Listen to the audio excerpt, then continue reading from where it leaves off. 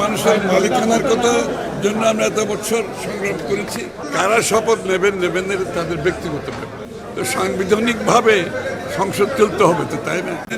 সাংবিধানিক রাজনৈতিক গণতান্ত্রিক অধিকার সম্পৃক্ত। তাই আজকে আনন্দের দিন, আমরা গণতন্ত্রের দিকে যাচ্ছি, গণতান্ত্রিক অর্ডার ফিরে পাচ্ছি।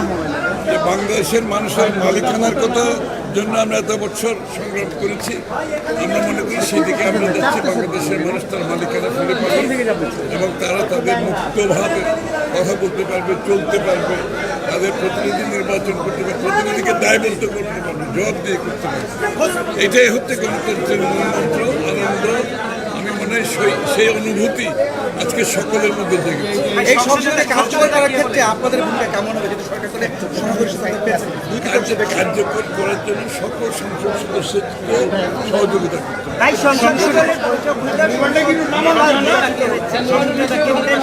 সংসদ নেতা জনাব তারেক রহমান নির্বাচিত হয়েছে। এটা তো সাংবিধানিকভাবে করতে হবে। এই মুহূর্তে সংবিধানে তো এটা নাই।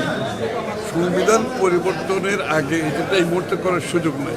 আমরা তো সংবিধানের কথা সবসময় বলি, তো সাংবিধানিকভাবে সংসদ চলতে হবে, তো তাই না?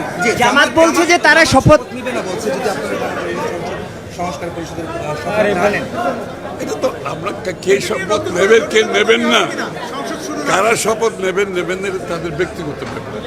আমরা নির্বাচিত হয়েছে, আমরা মনে করি জনগণের প্রতি যদি আমি সম্মান জানাতে হয়, আমাকে সংসদে শপথ নিতে হবে।